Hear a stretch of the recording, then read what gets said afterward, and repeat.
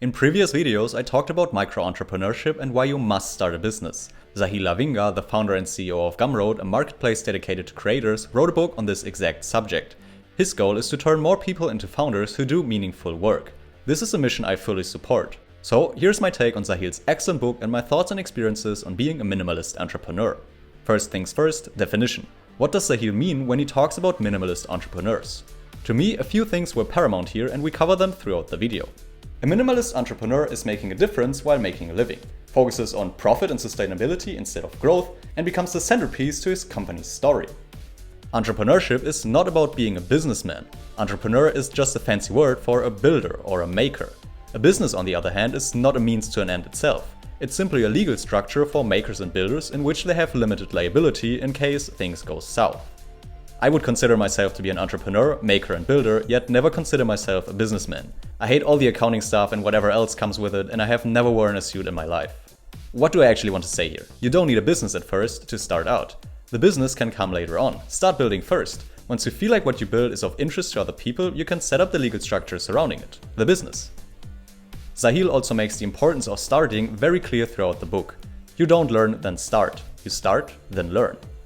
While I do think that learning something first can help, the world doesn't have textbook examples. It's highly complex. You will never know what's coming, so you will never be prepared enough. So what are you even preparing for?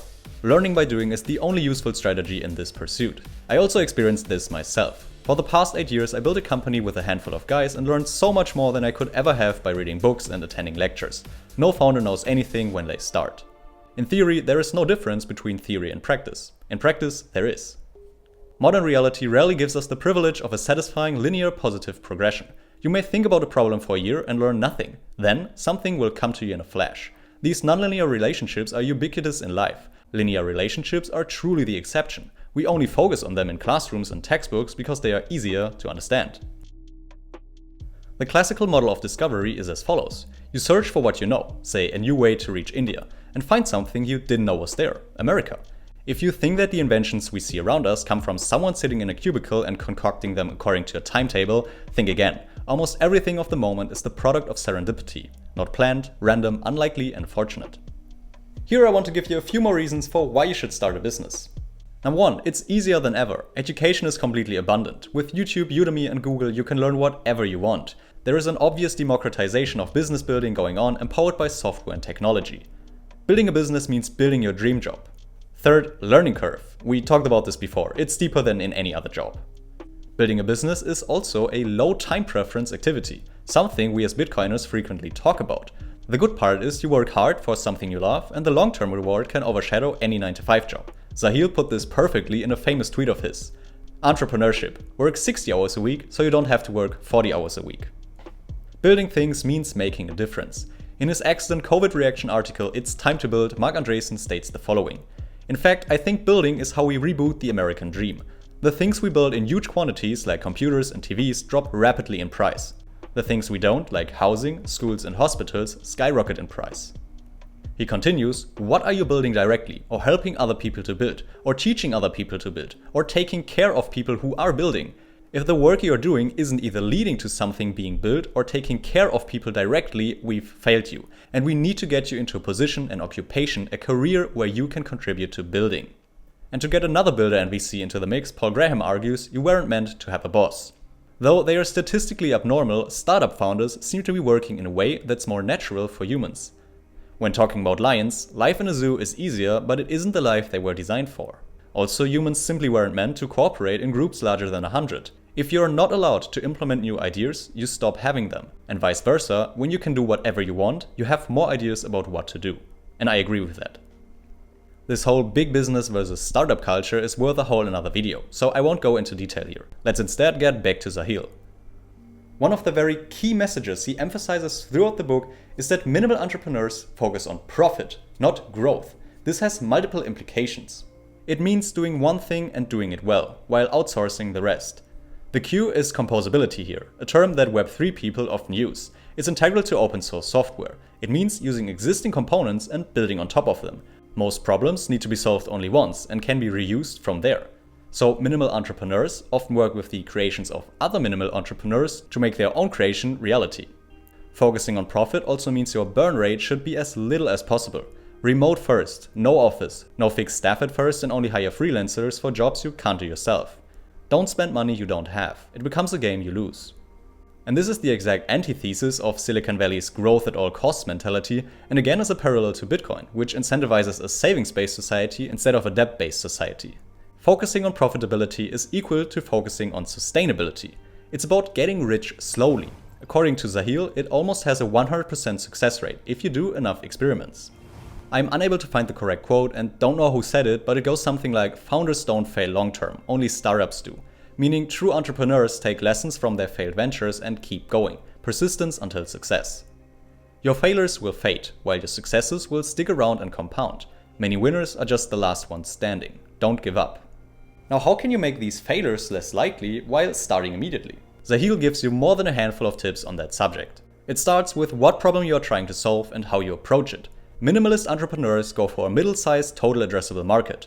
A market that's big enough for people caring about it and making you money, but not big enough to be of interest for major players. The vast majority of small businesses are never eaten. Big fish want to eat other big fish. You should also not manufacture problems for people, but solve existing ones instead. A good way to find out about what you should build is either by thinking about your own problems and how to solve them, or by simply listening to others. So what you do is joining communities that have similar interests to you. Communities like subreddits, Facebook groups, Discord servers, and Slack channels are extremely valuable. Again, you're not looking for growth that a massive network like Twitter, YouTube, or Instagram can bring.